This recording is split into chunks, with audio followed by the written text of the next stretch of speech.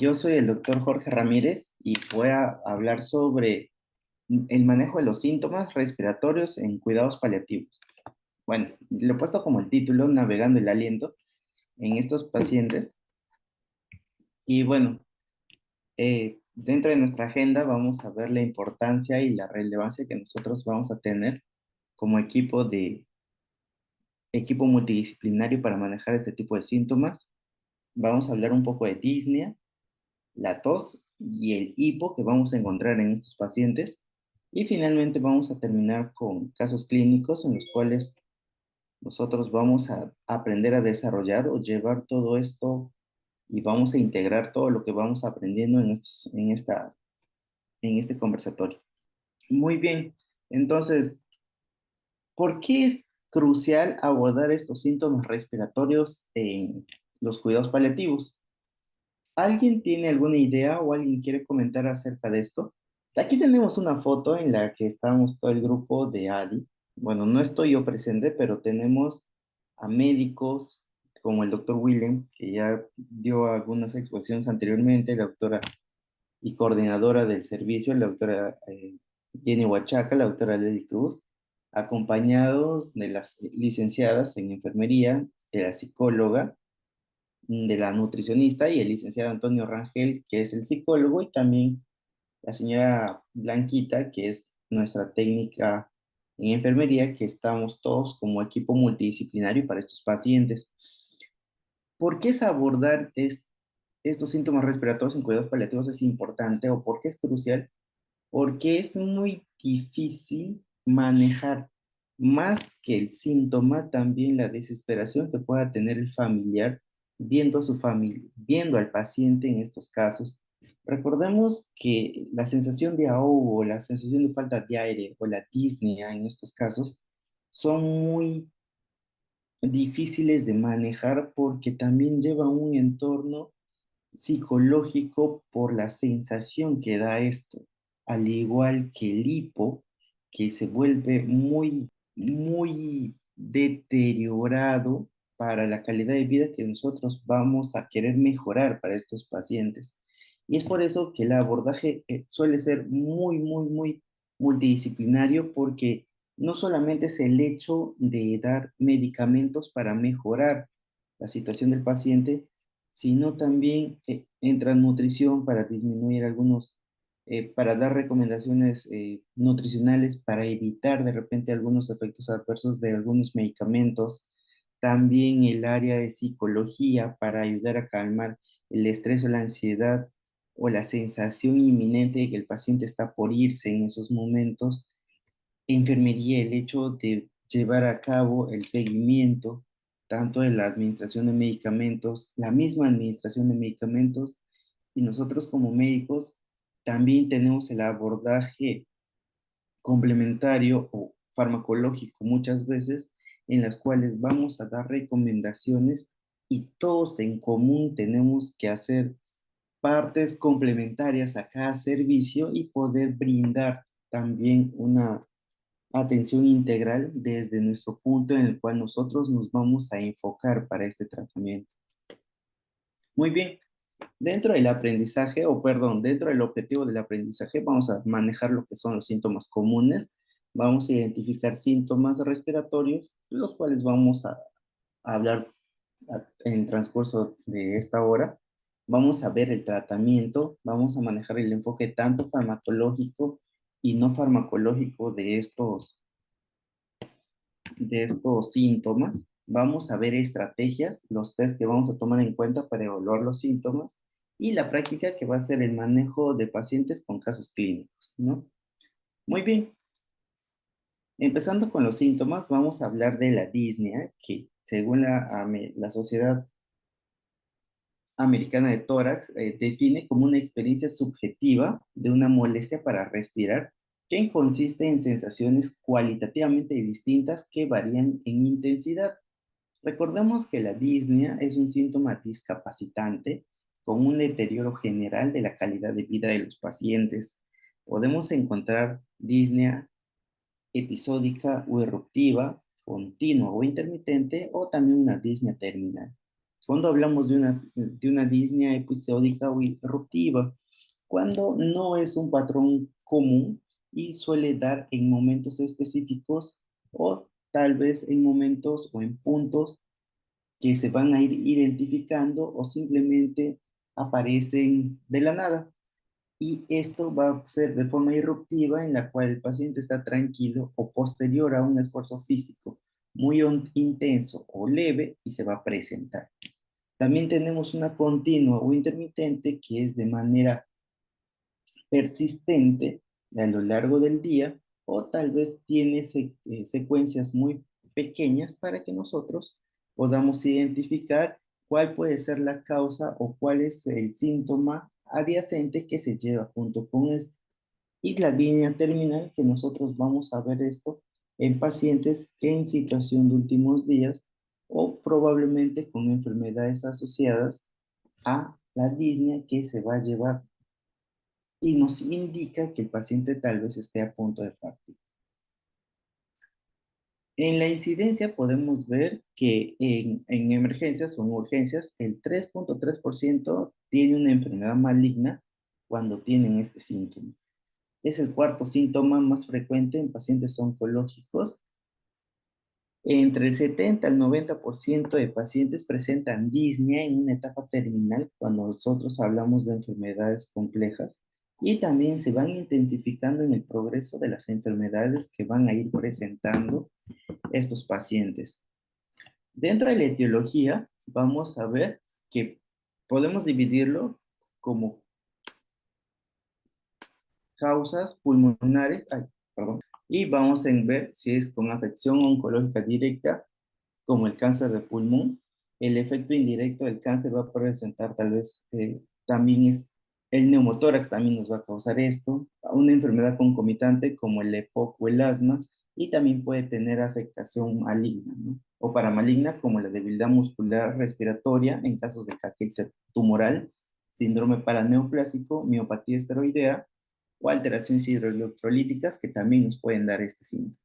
También vamos a encontrar como afección pleural, como el derrame pleural o el mesotelioma. También podemos encontrar neumonía, aspiración, fístula traqueoesofágica e infección oportunista.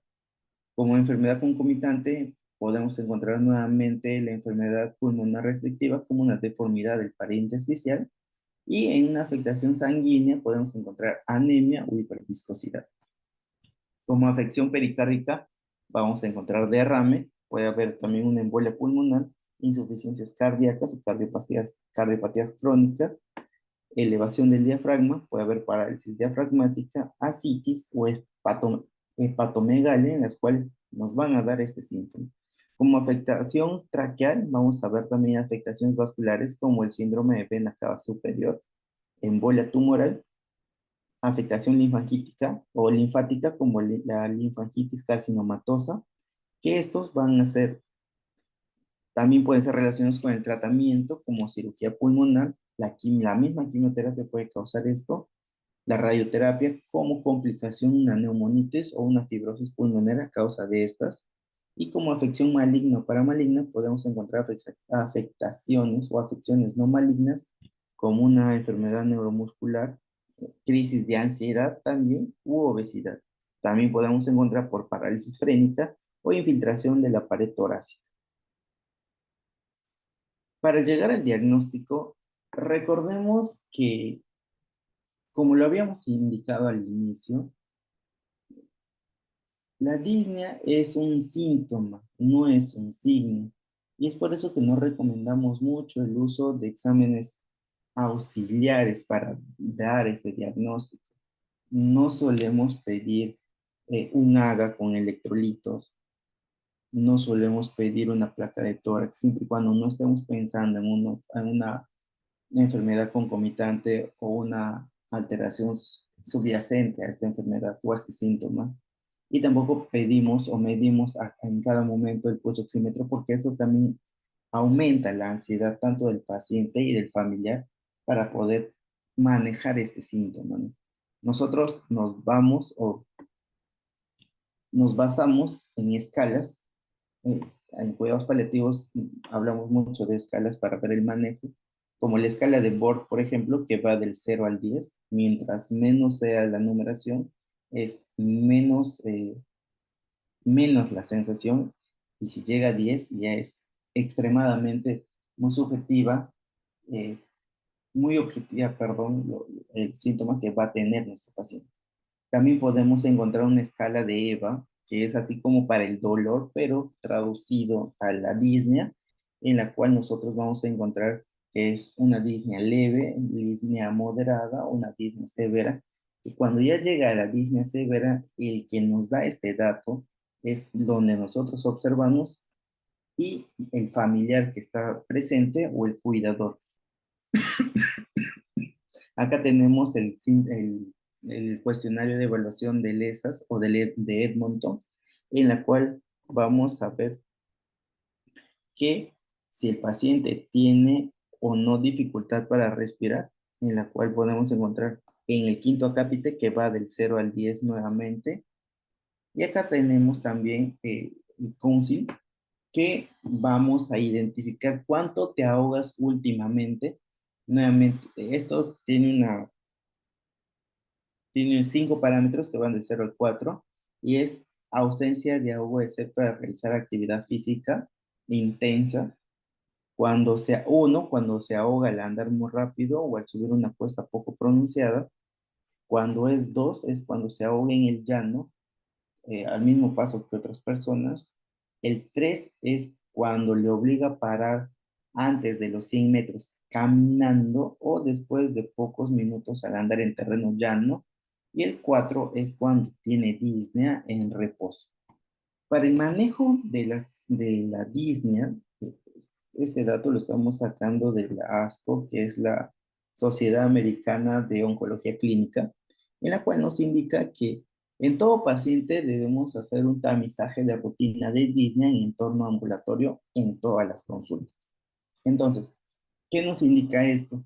Que todo paciente que viene a nuestra consulta en cuidados paliativos se le realiza el cuestionario de Edmonton, y en todas las consultas, ya sean presenciales, ya sean virtuales, como telemonitoreo, teleorientación, hacemos este tamizaje de los síntomas, porque estos síntomas también pueden ir variando con el paso del tiempo y de acuerdo al manejo que nosotros vamos dando. También vamos a dar el tratamiento a las causas subyacentes, como pueden ser complicaciones agudas que pueden presentar en ese momento, tal vez el cáncer que no esté siendo manejado, o las comorbilidades que pueda presentar nuestro paciente, ¿no? Como por ejemplo lo que hemos visto hace un momento, si puede tener anemia, se damos tratamiento para la anemia. Si el paciente aún está obeso, damos manejo para la obesidad o recomendaciones nutricionales. También para eso estamos con el nutricionista. También vamos a ver evaluaciones adicionales que podemos dar a este paciente al momento de hacer la consulta. La preferencia del especialista en los cuidados paliativos, si se encuentra disponible para dar este tratamiento o el manejo. Las medidas no farmacológicas que vamos a dar, y también las medidas farmacológicas que vamos a dar para manejar este síntoma. Acá encontramos nuevamente el manejo de la disnea, y, como les comentaba, dentro de las medidas no farmacológicas vamos a ver el flujo de aire o ventilador, que nosotros vamos a ir viendo que podemos utilizar hasta un abanico o tener un ambiente muy, muy bien ventilado, y esto va a ayudar a que el paciente se sienta mejor y también para mejorar esta sensación. Oxígeno suplementario si hay hipoxemia. Esto generalmente vamos a ver o vamos a necesitar oxígeno de alto flujo en casa, sobre todo si hay hipoxemia severa, o ventilación no invasiva en casa, especialmente si hay hipercapnia. Esto nos va a pasar cuando tenemos enfermedades concomitantes o enfermedades que se van desarrollando por las mismas complicaciones del cáncer, o con enfermedades que aparecen. Como les comentaba al inicio, cuando nosotros tratamos de mejorar el síntoma, no siempre pedimos exámenes auxiliares, sobre todo en pacientes que están en etapa terminal, porque nosotros no tratamos de dar más medicamentos cuando sabemos que probablemente ya esté al final la vida de nuestro paciente. También vamos a enseñar, indicar o manejar estrategias de que el mismo paciente se relaje y tenga terapia respiratoria, como ejercicios que voy a mencionar más adelante, las técnicas de respiración, posturas para poder respirar mejor, terapia física y acupresión o reflexología, que también podemos ir indicando como prueba o como recomendación tanto para el paciente, el familiar, o de repente para el cuidador, para poder llevar toda esta situación mucho más tranquilo y no sea desesperante tanto para el paciente y su familiar o el cuidador. Dentro de las medidas farmacológicas vamos a manejar opioides, que son típicamente orales para la disnea diaria o la profilaxis en disnea de esfuerzo. Vamos a ver corticoides si hay alteraciones estructurales o si hay enfermedades concomitantes, broncodilatadores si hay broncoespasmo en estos pacientes, o benzodiazepinas si se puede manejar en casos de ansiedad severa o en casos en los cuales es muy desesperante el paciente y también muchos de estos nos solicitan o el mismo paciente se va viendo de acuerdo a las preferencias que tienen nuestros pacientes o familiares, también con lo que nosotros tenemos a la mano y cómo podemos ir manejándolo poco a poco. Bueno, lo no farmacológico, lo que se recomienda es tener un ambiente limpio y cómodo. Por más que parezca un poco no tan científico como se podría ver, hay recomendaciones tanto de la ASCO como de la Sociedad Española de Cuidados Paliativos que mantener un ambiente limpio, amplio, cómodo y bien ventilado disminuye la aparición o retrasa la aparición de la disnea en estos pacientes en etapa terminal, porque el paciente también maneja su propio tiempo y también su propio espacio en la cual se siente mucho más tranquilo.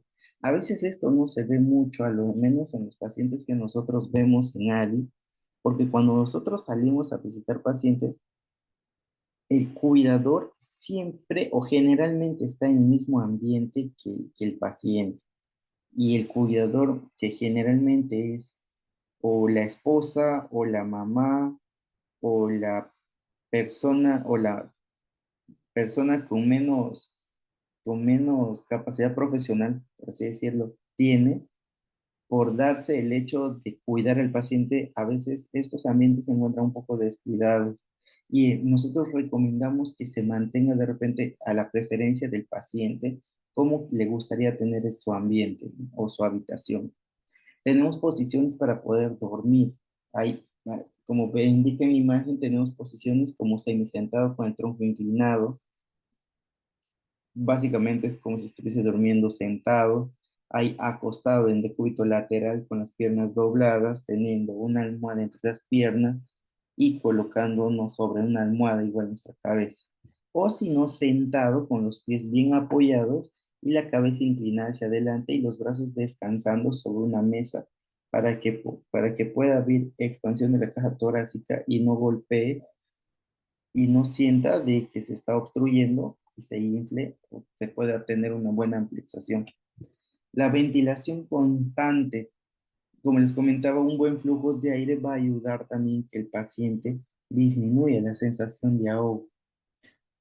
También hay como recomendación que siempre haya una persona acompañando al paciente en estos momentos porque el familiar o el cuidador o la persona que esté ahí en ese momento va a ayudar también a tranquilizar en un momento de ansiedad o estrés a nuestro paciente y el simple hecho de conversar o de armar una charla amena con el paciente en ese momento hace también que la disnea disminuya para poder manejar como medida no farmacológica. Dentro de los medicamentos farmacológicos, en primera línea o de cabeza están los opioides, de preferencia la morfina. Puede ser oral o parenteral, es eficaz en el control sintomático de la disnea. En los pacientes nuevos, podremos iniciar, hay algunas literaturas que nos indican que podemos iniciar entre 2,5 a 5 miligramos cada 4 horas si es que la disnea es persistente, o dar esta misma dosis en pacientes cuando la disnea es intermitente. Si son pacientes continuadores y ya el paciente lleva utilizando morfina de repente para el manejo del dolor, lo podemos utilizar como rescate entre el 25 al 50% de la morfina que se está consumiendo actualmente. Por ejemplo, si nuestro paciente utiliza 25 miligramos de morfina cada 6 horas, nos va a dar un rango de 100 miligramos por día. Si nuestro paciente en cada dosis o entre cada dosis presenta disnea, podemos utilizar un rescate, que es lo que nosotros hemos indicado previamente con nuestro paciente, o de repente subirle hasta el 50%, depende de cómo nosotros vayamos viendo y de acuerdo también a la experticia del médico o de la persona tratante en ese momento y poder manejar estos síntomas, ¿no? No me baso mucho en el hecho de que los médicos, sí, nosotros los médicos somos los que recetamos, pero si la enfermera o el personal que asiste a el paciente en ese momento tiene experiencia manejando estos síntomas, también puede ir ayudándose de acuerdo a la experiencia que ya tiene el personal con esto. Tenemos también como fármacos las benzodiazepinas, en la cual podemos utilizar los que tengamos, el lorazepam, el diazepam, el clonazepam o el midazolam, que de acuerdo a la presentación de cada uno de ellos, el lorazepam se puede utilizar vía oral cada hora hasta aliviar la disnea y podemos utilizar de entre 4 a 6 miligramos, perdón, cada 4 a 6 horas. El diazepam es de 5 a 10 miligramos vía oral cada hora hasta aliviar la disnea. También podemos utilizar cada 6 a 8 horas. Y clonazepam de 0,25 a 2 miligramos cada 12 horas. Y el midazolam generalmente se utiliza en los casos refractarios cuando estos no funcionan mucho y la agitación psicomotriz o la ansiedad es muy permanente, presente y es desesperante y se puede utilizar en bolos para ir relajando al paciente o en caso de sedación paliativa cuando el paciente no tolera el resto del medicamento. También tenemos los corticoides, que las principales recomendaciones son, como indica acá, en linfangitis carcinomatosa, en síndrome de vena cava superior, broncoespasmo asociado a asma y obstrucción de la vía aérea superior, ¿no? Prednisona podemos utilizar siempre, utilizamos dosis altas porque nuestro manejo tiene que ser rápido y conciso y podemos utilizar prednisona de 10 a 40 miligramos por día o dexametasona de 4 a 16 miligramos por día. Puede ser vía oral o de preferencia subcutánea. La oxigenoterapia es controversial. Ah, siempre se ha dicho que, o siempre se tiene la idea de que el paciente necesita recibir oxígeno si es que le falta aire. ¿Ya? Pero como nosotros indicamos a nuestros pacientes, el hecho de colocar el mismo pulso oxímetro en el dedo nos va a parecer muy desafiante y muy desesperante para los pacientes y los familiares porque ellos, el COVID nos ha enseñado de que si está desaturando, se necesita oxígeno o se está ahogando. Pero nosotros no estamos manejando un número, nosotros manejamos la sensación o los síntomas de un paciente. Es por eso que no se ha demostrado la utilidad en pacientes con cáncer avanzado el hecho de colocar el oxígeno. Como nosotros indicamos, o particularmente yo les digo a los pacientes y a los familiares, nosotros no tratamos de que suba, obviamente si la disnea es por cáncer, no vamos a tratar de que suba la saturación de oxígeno. Nosotros lo que hacemos es mejorar la sensación de la disnea, de la falta de aire. Puede que el paciente tenga disnea, sensación de falta de aire, así esté saturando 95 o 99, como también nos sentimos tranquilos de que nuestro paciente no sienta que se está ahogando y esté saturando 80 o 85. Es una práctica habitual en los pacientes terminales y muchos refieren alivio a pesar de estar sin hipoxemia. Es por eso que les comentaba que la ansiedad muchas veces juega en contra para estos pacientes y la indicación de oxigenoterapia es con saturación menor a 90 y si no hay alivio sintomático se descontinúa el tratamiento por lo mismo que se va explicando al paciente y a los familiares que estos generalmente no van a mejorar con los síntomas que se está presentando. En la evidencia científica he sacado unos cuadros en los cuales nos pueden decir o se pueden refutar algunos datos, pero los grados de evidencia generalmente en cuidados paliativos son bajos y se va yendo con las fuerzas de recomendación que nosotros vamos a tener. Por ejemplo, dentro del tratamiento farmacológico, vamos a encontrar que los opioides por vía sistémica deberían ofrecerse cuando las intervenciones no farmacológicas son insuficientes. La recomendación es moderada, ¿ya? Eh, las benzodiazepinas de vida media, cortas, pueden ser ofrecidas a pacientes con disnea relacionadas con ansiedad. El grado de evidencia es bajo y la fuerza de recomendación también es débil. Los corticoides sistémicos pueden ser útiles en pacientes con obstrucción al flujo aéreo con la inflamación de un factor que contribuye al disnea. Igual el grado de evidencia es baja y la fuerza de recomendación es débil. Si pasamos a las intervenciones no farmacológicas, por ejemplo, ¿no? La administración directa de aire a la cara con abanico o ventilador, la fuerza de recomendación es moderada porque va a ayudar en estas también. La oxigenoterapia debería estar disponible para pacientes con hipoxemia y disnea cuando la saturación de oxígeno es menor al 90% en el aire ambiente o a un FIO 21. Puede ser el grado de evidencia es intermedia y la fuerza de recomendación es moderada. Los ensayos terapéuticos con oxigenoterapia de alto flujo a través de gafas nasales o las bigoteras o la cánula binasal debería ofrecerse si la disnea es intensa y persiste la hipoxemia a pesar de aplicar la oxigenoterapia estándar. El grado de evidencia es baja y la fuerza de recomendación igual es moderada. Y otra habla también de la acupuntura y la reflexología que pueden tener una utilidad con pacientes con disnea y tanto el grado de evidencia y la fuerza de recomendación. Muy bien, aquí tenemos un algoritmo de tratamiento. Esto es sacado de una guía de práctica clínica en la cual vamos a ver, ¿no? ¿Tiene una causa probable o tratable la disnea? No. Entonces, lo que vamos a hacer es valorar el hecho de utilizar oxígeno o no y el tratamiento sintomático. Vamos a dar morfina rápida, la morfina que nosotros tenemos acá en el Perú, y vamos a indicar no. Si el paciente no tomaba opioides, podemos iniciar entre 2,5 a 5 miligramos, ya sea vía oral o vía subcutánea. Y si el paciente ya tomaba opioides, podemos dar el 50% de la dosis diaria.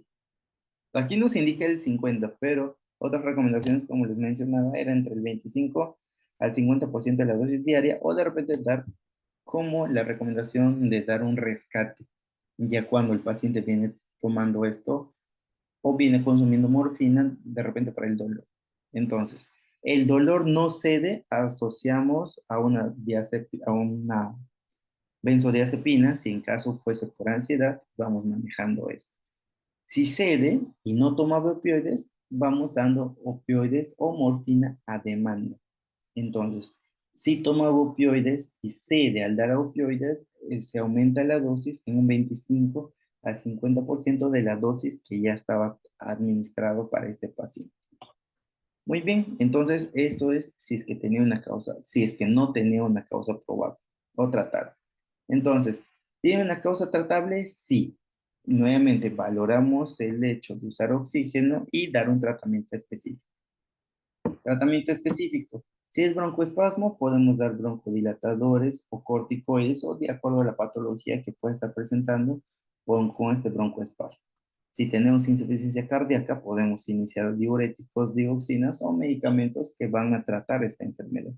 Si tenemos disnea a causa de una anemia, podemos considerar una transfusión sanguínea y esperar la mejora de estos síntomas. El derrame pleural, podemos ver una toracocentesis o el tipo de drenaje en la cual vamos a ayudar a mejorar también estos síntomas. El neumotórax, igual presencia de un drenaje. Como les comentaba hace un momento también, la obesidad o el hecho de tener líquido ascítico también va a causar este síntoma y podríamos realizar una paracentesis. Muchos de los pacientes que vienen a consulta, al menos en ADI, cuando tienen una ascitis que está moderada, vienen con la sensación de disnea al reposo y no hay modo o no hay eh, situación corporal que les ayude a mejorar. Hacemos paracentesis evacuatoria para mejorar este síntoma, ¿no?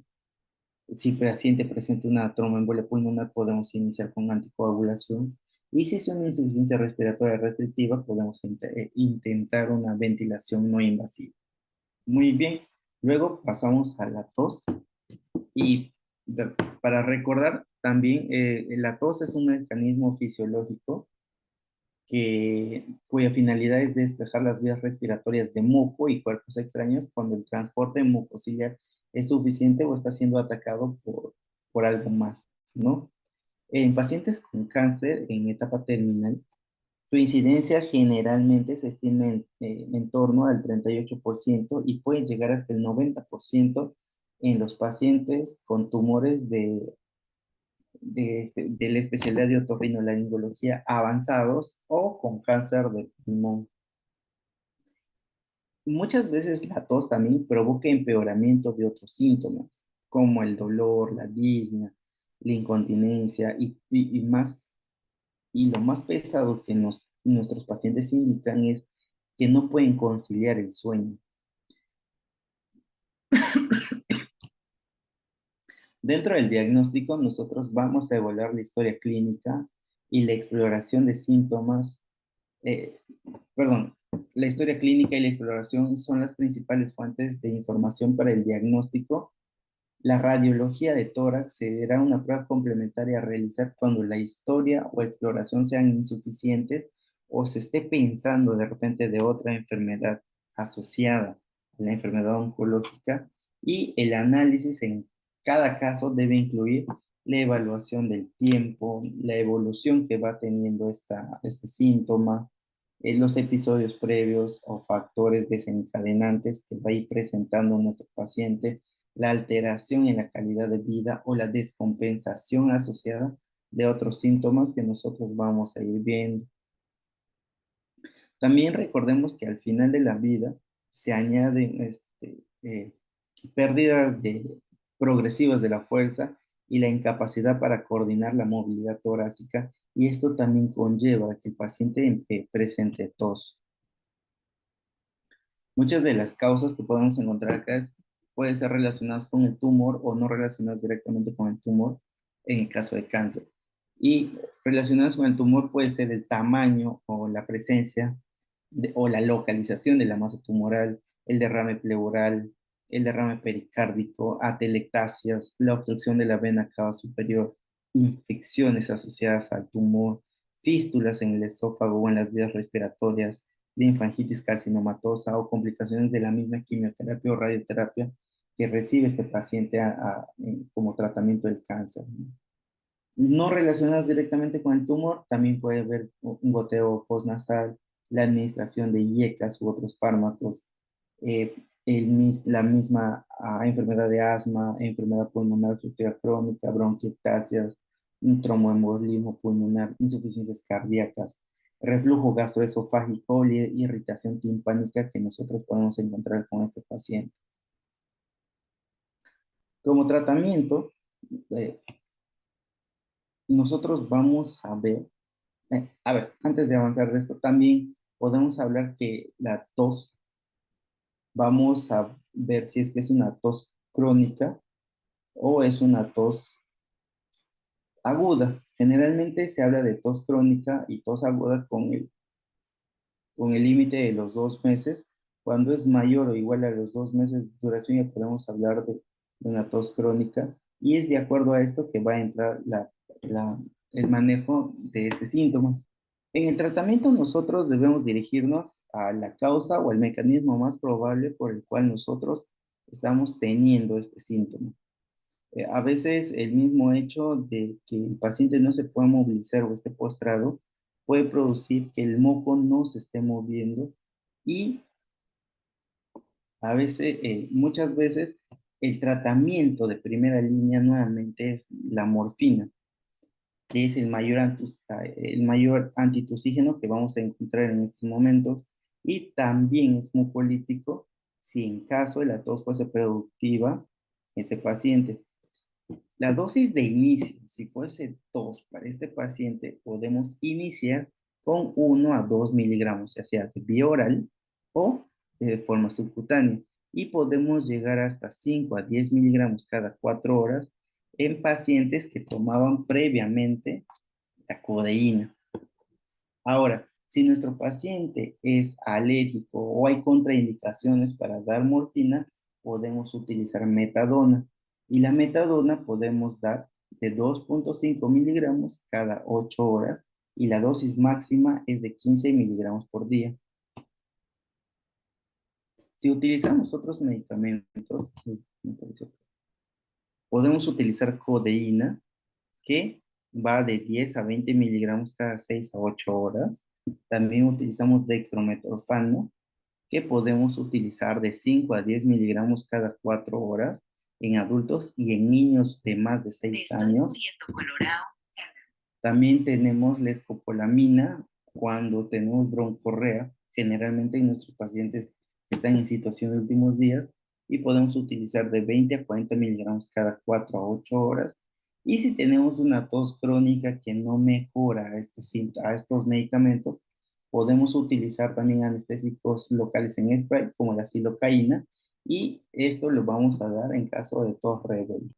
En las guías de manejo, nosotros vamos a ver acá, eh, tenemos cuadritos en los cuales nos van indicando, por ejemplo, si la situación clínica es que el paciente tiene tos sin EPOC, pero puede o no puede tener afectación tumoral, vamos a descartar causas potencialmente reversibles de la tos subsidiarias del tratamiento etiológico. Y aquí vamos a tratar de iniciar como la morfina basal y vemos la utilidad del opioide, en este caso de la morfina, y seleccionar la dosis mínima que nos va a ser eficaz para el manejo de la tos.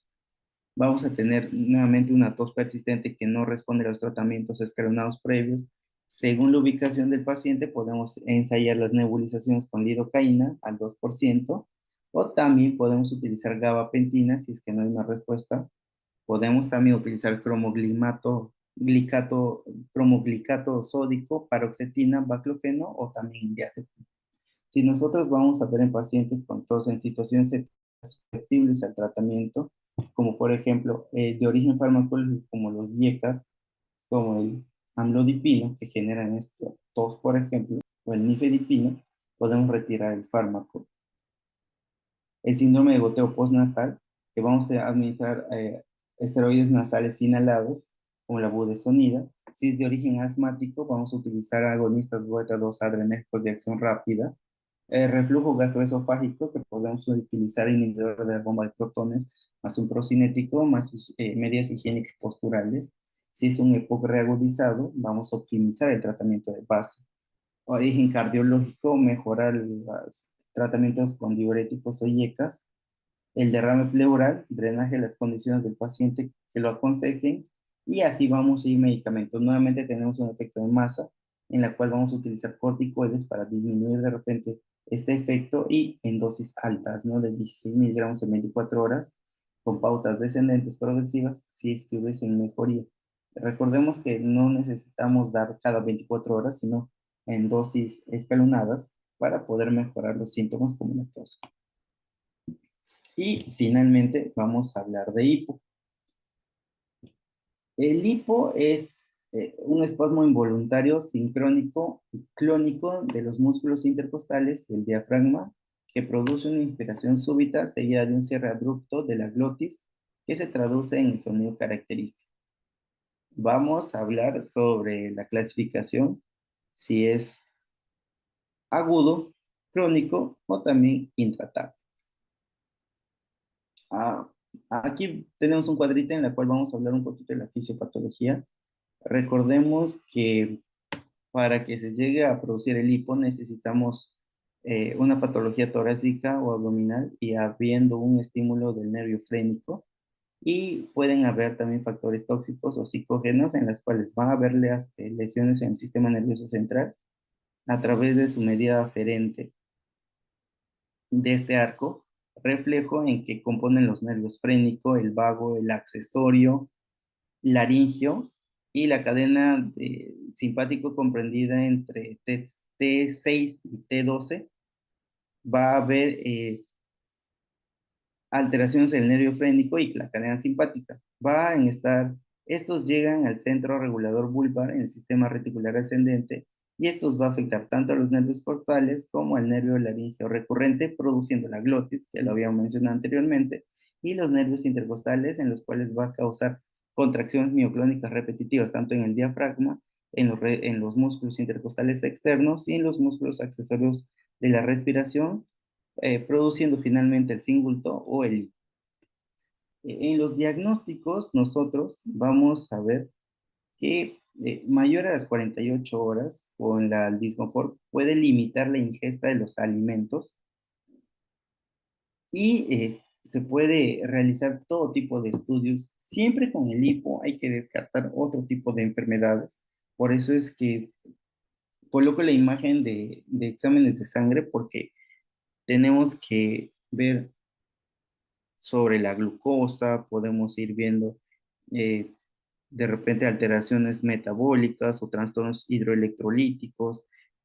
También podemos ver bioquímicos como la urea o la creatinina. Y en los exámenes de imagen generalmente vamos a evaluar la fosa posterior, la base del cráneo, el cuello también, y probablemente si es que se tiene la oportunidad, cosa que en el Perú es muy difícil, ver la, el camino o todo el recorrido del nervio vago para ver dónde podemos ver la alteración que ésta nos puede llevar para producirnos este síntoma. Dentro del tratamiento no farmacológico, vamos a encontrar las gárgaras con agua fría, en las cuales es muy recomendable dar a nuestro paciente, también actuando sobre la irritación diafragmática, el paciente echado y llevando nuestras rodillas o las rodillas, ambas rodillas al tórax, y las maniobras de Valsalva, en las cuales tapamos nuestra nariz, soplamos, abrimos la boca y soltamos el aire. Si, aquí dice, ¿no? Si tu corazón sigue latiendo aceleradamente o el hipo no pasa, se repite nuevamente la maniobra hasta que pase, o si no, ya el siguiente paso es el tratamiento farmacológico. Comúnmente o por regla general, el hipo siempre se presenta, o la causa más común es una enfermedad de reflujo gastroesofágico. Así que la recomendación de primera mano es un inhibidor de la bomba de protones, como el omeprazol, asociado a un procinético que puede ser metoclopramida, domperidona o la acisapril. Si en caso esto no funcionara, podemos utilizar la clorpromacina, que se inicia con dosis de 25 a 50 miligramos y se puede aumentar de 75 a 150 miligramos por día. Nuevamente, podemos utilizar también, en este caso, la levomepromacina, que podemos utilizar en dosis iniciales de 25 miligramos cada 8 horas de manera oral hasta los 50 miligramos cada 6 horas. Y finalmente el baclofeno como relajante muscular en dosis de 5 a 20 miligramos como dosis de inicio, y podemos dar una dosis máxima hasta 80 miligramos en 24 horas. Muy bien, entonces integremos lo aprendido. Aquí tenemos casos clínicos a los cuales vamos a responder de acuerdo a lo que estábamos viendo hasta el momento. Muy bien, entonces, un paciente de 45 años con diagnóstico de cáncer de pulmón en estadio clínico 4 se presenta en la consulta con tos persistente que ha empeorado en las últimas semanas. La tos es seca y se acompaña de disnea leve. El paciente refiere que la tos le causa incomodidad y le impide dormir adecuadamente.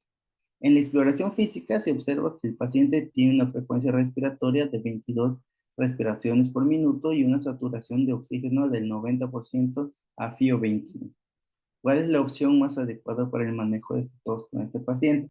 Entonces, si nuestro paciente ya está teniendo alteraciones en su vida y le está impidiendo dormir adecuadamente, indica también que la tos es seca, podemos iniciar un tratamiento de antibiótico de amplio espectro, no porque no está teniendo otros síntomas asociados a que nos puede dar eh, a, a pensar que puede ser una infección. Un antitussígeno como dextrometorfano y sus respiraciones no nos va a alterar mucho.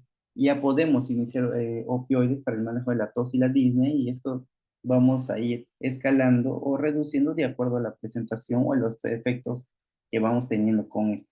En un expectorante como guaifecina no, porque tenemos una tos seca y derivar al paciente a un especialista en neumología podría ser, pero siempre y cuando ya tengamos el hecho de mejorar el síntoma con este paciente y pedir exámenes complementarios en esta especialidad. Entonces, nuestra alternativa C creo que sería la más correcta para este tipo de paciente. Luego, una mujer de 55 años con diagnóstico de cáncer de ovario en estadio 3 presenta hipo persistente que ha estado presente durante los últimos días. El hipo es intermitente y le causa incomodidad, afectando su capacidad para comer y descansar. En la evaluación se observa que la paciente tiene una frecuencia cardíaca de 100 latidos por minuto y una presión arterial de 110 sobre 70 y fue vista por el otorrino, quien indicó hace un mes omeprazol más metoclopramida y cambios posicionales, pero sin el efecto esperado. ¿Cuál es la opción más adecuada para el paciente, para el manejo con hipo en este contexto? Si el paciente ya ha sido visto por otorrino y ha iniciado el tratamiento con metoclopramida, pero no ha mejorado, administrar baclofeno de 5 miligramos cada 12 horas, recomendar técnicas de respiración y relajación, prescribir un antidepresivo como la sertralina, realizar una evaluación endoscópica del tracto gastrointestinal. Ya ha sido evaluado por el otorrino. Eh, como dice que no es, el hipo es intermitente y le causa incomodidad, podríamos utilizar un relajante muscular para dar solamente en los casos donde se presenta este síntoma. Entonces nos quedamos con la letra B, B de bueno. Muy bien, aquí tenemos un caso clínico un poco más amplio que les va a servir para desarrollarlo cuando les pasemos la presentación al final. Y listo, aquí estamos nuevamente con el equipo de cuidados paliativos, la doctora Jenny Huachaca, la licenciada Reina, la licenciada Senia, la enfermera, la licenciada en Servicio Social, la licenciada en Nutrición, psicólogo y el que les está hablando. Muchas gracias.